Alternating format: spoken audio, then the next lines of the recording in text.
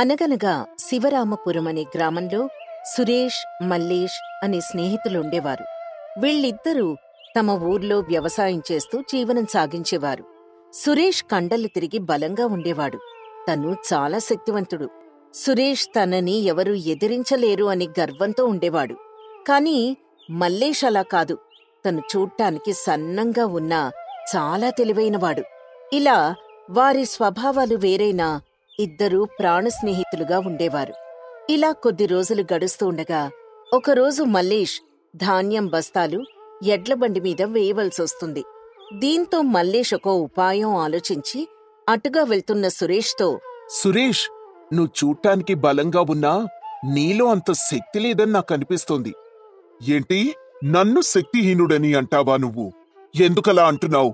అయితే సరే, నేను చెప్పింది చేస్తే నువ్వు బలవంతుడివి అని నేను ఒప్పుకుంటాను. సరే చెప్పు, నేనేం చేయాలో? నువ్వు చెప్పిన పని చేసే నేనెంత శక్తివంతుణ్ణో నీకు నిరూపిస్తాను. మరేం లేదు మిత్రమా, ఇదిగో ఇక్కడున్న ధాన్యం బస్తాల్ని తీసుకెళ్లి ఆ ఎడ్ల బండిలో వేయాలి. హోస్, అంతేనా? ఇది నాకు చిటికిలో పని చూడు. ఇప్పుడెలా వేస్తాను అంటూ సునాయాసంగా ధాన్యం బస్తాలను తీసుకెళ్లి గబగబా బండిలో వేసేస్తాడు. నువ్వు చాలా తేలిగ్గా వేగంగా ఈ పని పూర్తి చేశావు. ఇప్పటికైనా ఒప్పుకుంటావా నేను బలవంతుణ్ణని? ఒప్పుకుంటాను సురేష్ అంటూ తన పని పూర్తయినందుకు మనస్సులో సంతోషపడుతూ ఉంటాడు. ఇలా మల్లేష్ తన తెలివితేటలతో పనులన్నీ పూర్తి చేసుకుంటూ ఉంటాడు. ఇలా కొంతకాలం గడుస్తూ ఉండగా ఆ ఊర్లో వర్షాలు పడక కరువు సంభవించింది.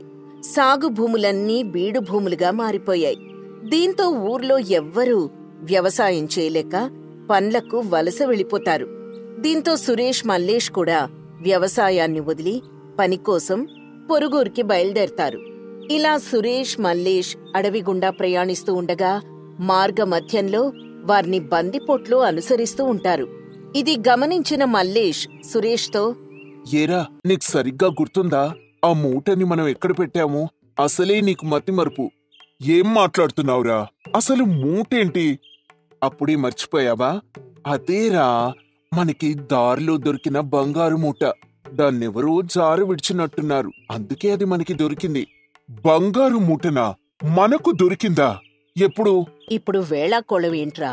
మన మాటలు ఎవ్వరూ వినడం లేదులే కాని ఆ బంగారు మూటను మర్రి చెట్టు కింద గొయ్యి తీసి పాతి పెట్టాం కదా. మనం మన పని ముగించుకుని తిరుగు ప్రయాణం అయ్యేటప్పుడు దాన్ని మనతో పాటు తీసుకెళ్లిపోదాం. సరే సరే అంటూ తనకి ఏమీ అర్థమవ్వకపోయినా తల ఊపాడు సురేష్. ఆ మాటలు విని దొంగలది నిజమే అన్నమ్మి అక్కడ్నించి వెనక్కి బంగారం కోసం వెళ్ళిపోతారు. దీంతో సురేష్, మల్లేష్ ప్రమాదం నుంచి తప్పించుకున్నందుకు సంతోషపడి వేగంగా ఊరికి చేరుకుంటారు. ఊరు చేరుకున్నాక వారొక భవనం వద్ద కూర్చొని విశ్రాంతి తీసుకుంటూ ఉంటారు. తర్వాత సురేష్కు బాగా ఆకలేస్తుంది. దాంతో అటుగా వెళ్తున్న ఒక పెద్దాయన్ని పిలిచి ఆయనతో, ముసలోడా, నాకు బాగా ఆకలేస్తోంది, తినడానికి ఏమైనా ఉంటే తీసుకురాపో. ఏంటి, ఒక మర్యాద కూడా లేకుండా నన్నే భోజనం తెమ్మంటావా? నీకా? ఎందుకు మర్యాద ఇవ్వడం? నువ్వేవైనా రాజుగారివా? అంటూ వేళాకోళం చేస్తాడు సురేష్. దాంతో పెద్దాయన, నీకెంత ధైర్యం? మా ఊరికే వచ్చి నన్నే వేళాకోళం చేస్తావా? అంటూ కోపగించుకుంటాడు. ఏయ్, నువ్వు నాతో తలపడగలవా? నిన్ను నా ఒక్క చేతితో ఓడించగలను అంటూ తన పైకి వెళ్డానికి ప్రయత్నిస్తాడు సురేష్. చూడు, నేనేంటో ఇప్పుడే నీకు చూపిస్తాను అంటూ ఊళ్ళో వాళ్ళందర్నీ అక్కడికి పిలుస్తాడు పెద్దాయన. దీంతో ఊరి జనం అందరూ కలిసి సురేష్ని పట్టుకుని కొట్టబోతూ ఉంటారు. దాన్ని చూసిన మల్లేష్ మధ్యలోకొచ్చి, అయ్యా, ఆగండయ్యా. మా మిత్రుడు చేసిన తప్పుకి నేను క్షమాపణ చెప్తున్నాను. తనకు ఆకలి ఎక్కువగా ఉండడం వల్ల విచక్షణ కోల్పోయి మీతో ఏవేవో మాట్లాడాడు. మీరు పెద్ద మనసుతో అర్థం చేసుకుని ఈ ఒక్కసారికి వదిలేయండయ్యా అంటూ వారిని ప్రాధేయపడతాడు. ఆ మాటలు విన్న పెద్దాయన మల్లేష్తో, సరే, నువ్వెంతగా చెప్తున్నావు కాబట్టి ఈ ఒక్కసారికి విడిచిపెడుతున్నావు అంటూ అక్కడ్నించి అందరూ వెళ్ళిపోతారు. చూడు సురేష్, ప్రతి సందర్భంలోనూ మన కండబలం పనికిరాదు. కాబట్టి ఏ మనిషికైనా మనం వారికి తగినంత మర్యాద ఇవ్వాలి. అప్పుడే వాళ్ళు మన మాట వింటారు అని చెప్తాడు మల్లేష్. చూడు, నువ్వు నాకు నీతి బోధలు చేయకు మిత్రమా.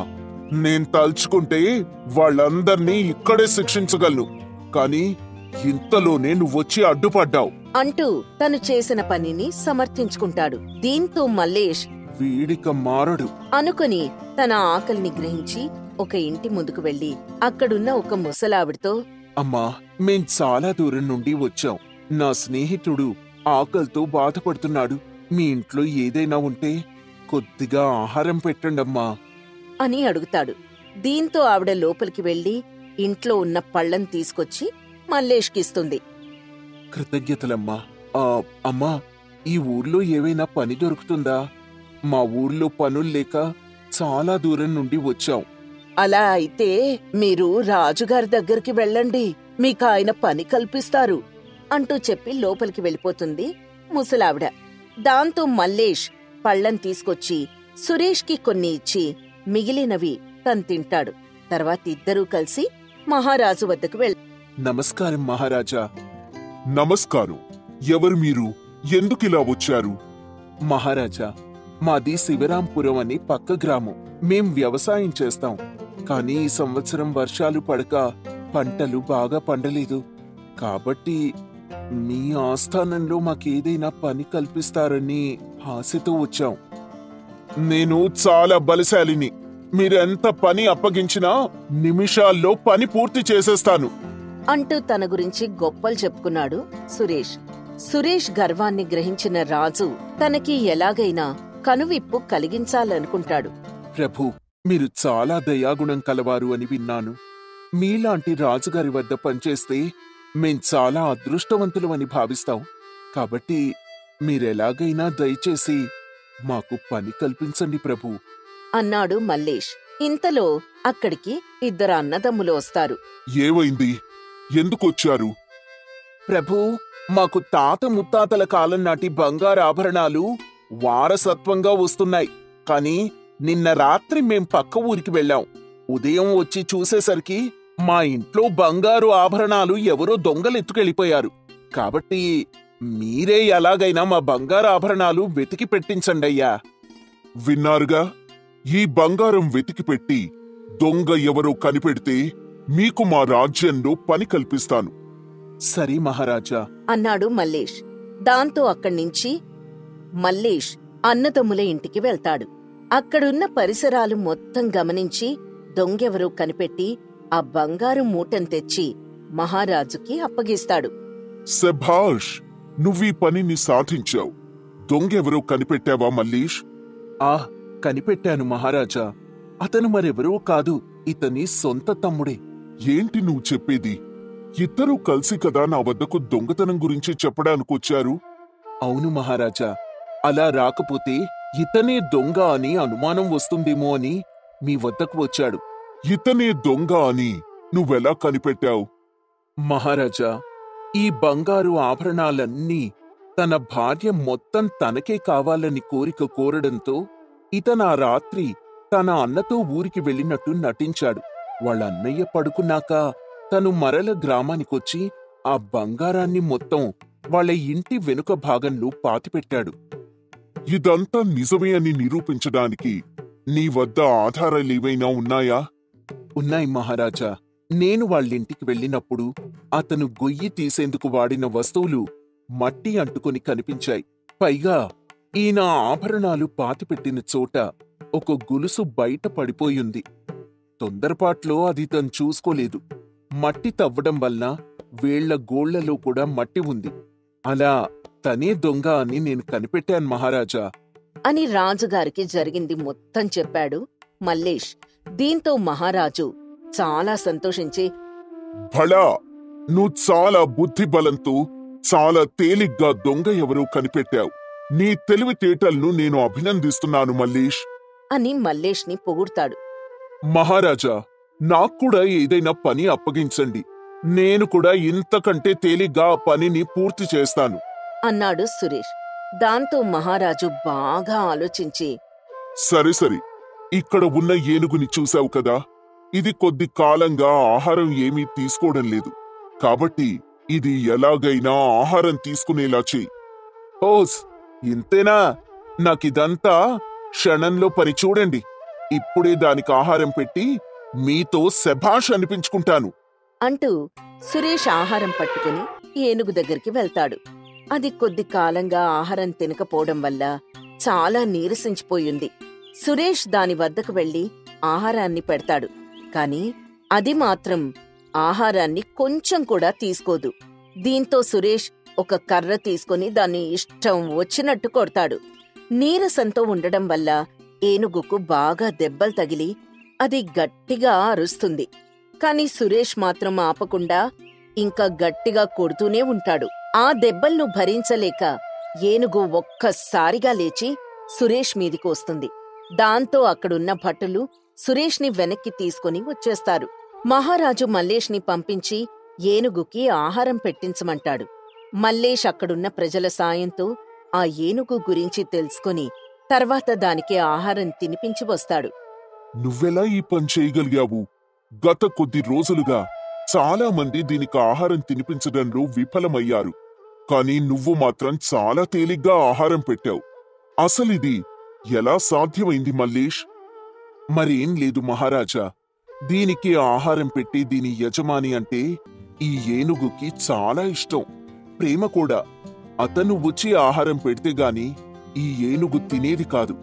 అలాంటిది అతను చనిపోవడం వల్ల ఏనుగు అతని మీద చాలా బెంగ పెట్టుకుంది. దాంతో అది ఎవరు వచ్చి ఆహారం పెట్టినా కూడా తినలేదు. మరి నువ్వేం చేసి ఆహారాన్ని పెట్టావు? మహారాజా, జంతువుల పట్ల మనం ప్రేమని కలిగి ఉంటే అవి కూడా మన పట్ల ప్రేమను కలిగి ఉంటాయి. నేను దాని దగ్గరికి వెళ్లి తన యజమాని ఎలా అయితే దాంతో ప్రేమగా మసులుకునేవాడో అలాగే ప్రేమగా హత్తుకున్నాను. కాబట్టి అది నన్ను నమ్మింది. నాలో తన యజమానిని చూసుకుంది. దీంతో నేను పెట్టిన ఆహారాన్ని తీసుకుంది అంటూ వివరిస్తాడు. దానికి మహారాజు చాలా ఆనందించి, చాలా సంతోషంగా ఉంది మల్లేష్. ఎంతో మంది చేయలేని పనిని నువ్వు చేసి చూపించావు. నువ్వు చాలా తెలివైన వాడివి. చూడు సురేష్, ప్రతి విషయంలోనూ కండబలం ఒక్కటే సరిపోదు. దాంతోపాటు బుద్ధిబలం కూడా ఉండాలి. నీ మిత్రుడు తన బుద్ధిబలంతో ఎంతటి కష్టమైన పనినైనా సులువుగా చేసేస్తాడు అంటూ సురేష్కి హితబోధ చేస్తారు మహారాజు. దీంతో సురేష్ చాలా సిగ్గుపడి, నన్ను క్షమించండి మహారాజా, నాకున్న బలంతో దేన్నైనా సాధించగలను అని ఇంతకాలం గర్వంగా ఉన్నాను. ఇప్పటికి నాకు జ్ఞానోదయమైంది అంటూ తను చేసిన పనికి తలదించుకుంటాడు సురేష్. దీంతో రాజు సురేష్ని క్షమించి సురేష్ని మల్లేష్ని తన రాజ్యంలో తగిన పనిలో ఉమామహేశ్వరం గూడెం అనే ఒక చిన్న పల్లె ఉంది. పొలాలు మట్టి వాసనతో చాలా స్వచ్ఛంగా ఉండేది ఆ పల్లెటూరు. ఆ ఊళ్ళో బద్ధకస్తుడు అని అంటే ముందుగా వినిపించే పేరు శంకరయ్య. కాని అతని భార్య రుక్మిణి మాత్రం కష్టపడకుండా ఒక్క పూట కూడా ముద్ద నోట్లో పెట్టదు. యావయ్యా, ఎంతసేపని ఖాళీగా కూర్చుంటావు? నాతో పాటు పొలం రావచ్చు కదా. నేనెందుకు కష్టపడాలి రుక్మిణి? నేనిలా ఖాళీగా ఉన్నా కూడా కడుపు నిండుతుంది కదా. నేనక పనికి పోతున్నా కనుక నీ కడుపు నిండుతుంది, లేదంటే ఏం చేసేవాడివి? అయినా సరే ఇలాగే ఖాళీగా కూర్చునేవాణ్ణి. అయినా నాకు పని చేయాల్సిన అవసరం లేదు. ఆ దేవుడు నన్నెప్పుడూ కష్టపెట్టడు. అసలు అంతసేపు ఖాళీగా ఎట్ట కూర్చోవాలనిపిస్తుంది? నీకేం అనిపించట్లేదా? కొంచెం కూడా అనిపించట్లేదు. నేను మీ అందరిలా కష్టపడ్డాకి బొట్టలేదు. మీరెళ్ళి పని చేసుకోండి. సరే, నీ ఇష్టం. ఎప్పటికి మారతావో ఏంటో. ఆ దేవుడే నిన్ను మార్చాలయ్యా. సర్లే, ఆ దేవుడు నన్నేం మార్చడు, నాకు సాయం చేస్తాడు అంతే. అవునవునులే. సరే, నేను పొలానికి వెళ్ళొస్తా. సర్లే వెళ్ళు అని చెప్పి రుక్మిణి పొలానికి వెళ్ళిపోతుంది. అక్కడ శంకరయ్య గురించి అంతా మాట్లాడుకుంటూ ఉంటారు. పాపం అది విని రుక్మిణి బాధపడుతుంది. ఇంటికి రాగానే విషయాన్ని శంకరయ్యతో చెప్తుంది. యావయ్యా, ఊర్లో అందరూ నీ బద్ధకం గురించి మాట్లాడుకుంటున్నారు. ఏంటంటే నాకు చాలా బాధగా ఉంది. బతకడం చేతగాన్నాళ్ళు అట్టగే మాట్లాడతారులే, నువ్వేం పట్టించుకోకు రుక్మిణి. అంతేగాని నువ్వు మాత్రం పనిలోకి రానంటావు, అంతేనా?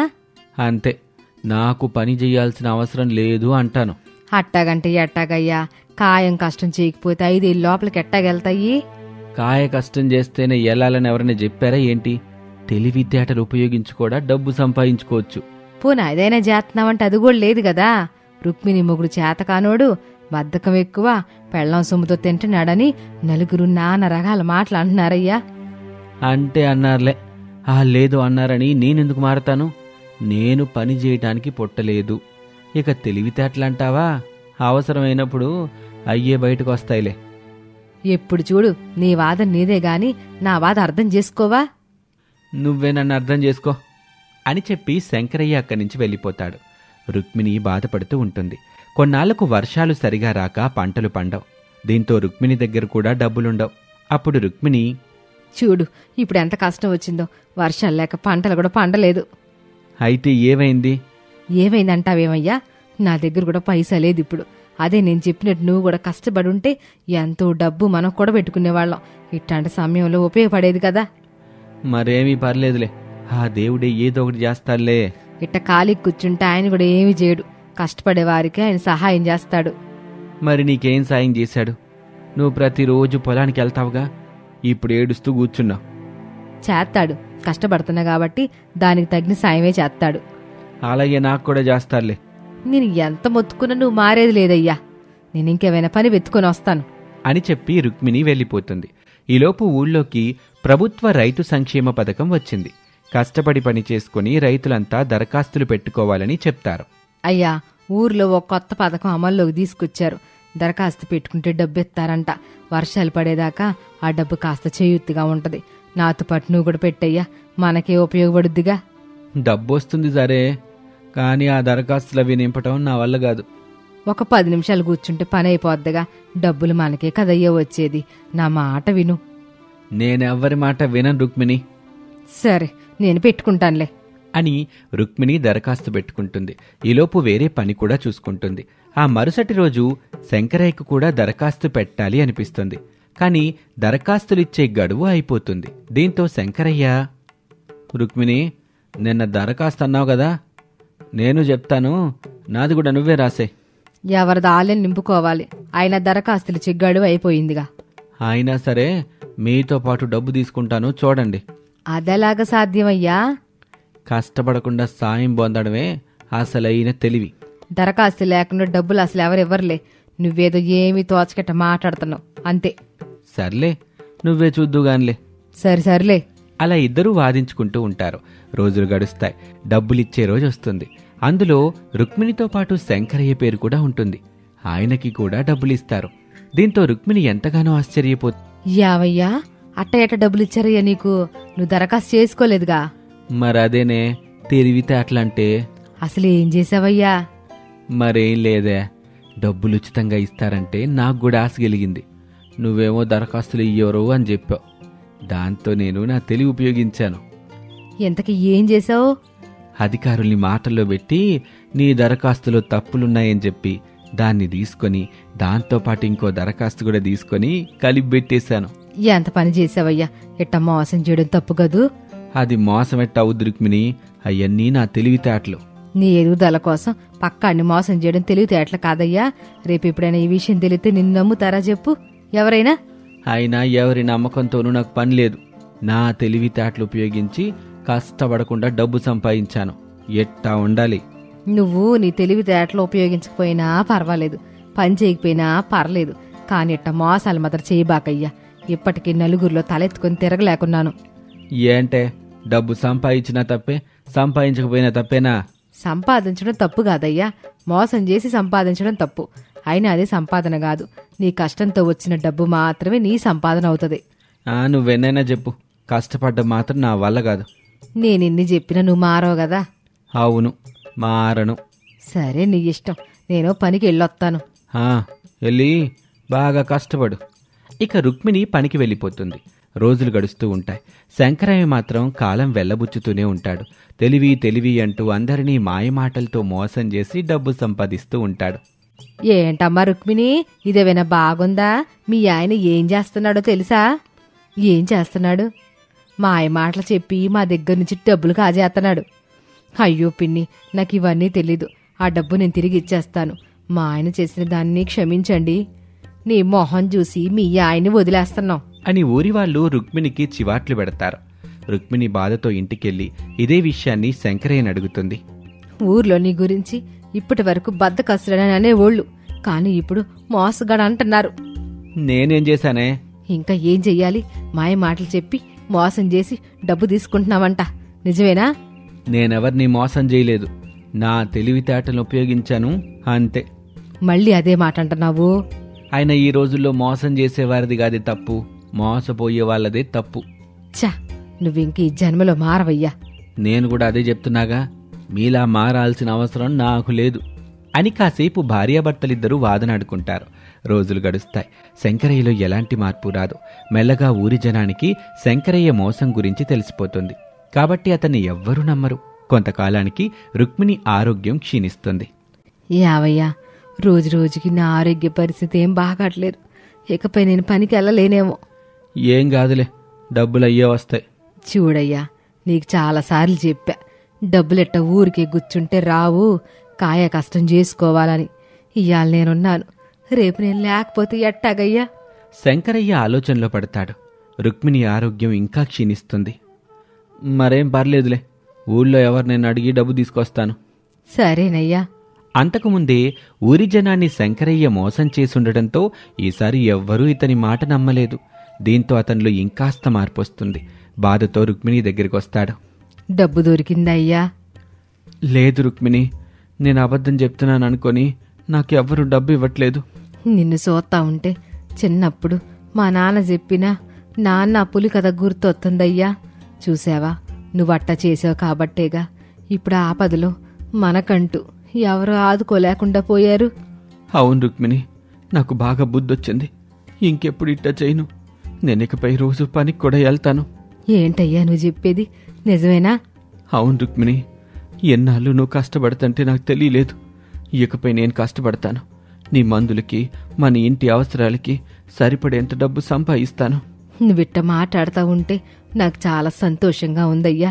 నీ తెలివితేటల్ని నీ కష్టంలో చూపించయ్యా, అప్పుడు ఫలితం ఖచ్చితంగా ఉంటది. సరే రుక్మిణి అని శంకరయ్య రుక్మిణికి మాటిస్తాడు. అప్పట్నుంచి అతను కష్టపడుతూ భార్యని బాగా చూసుకుంటాడు.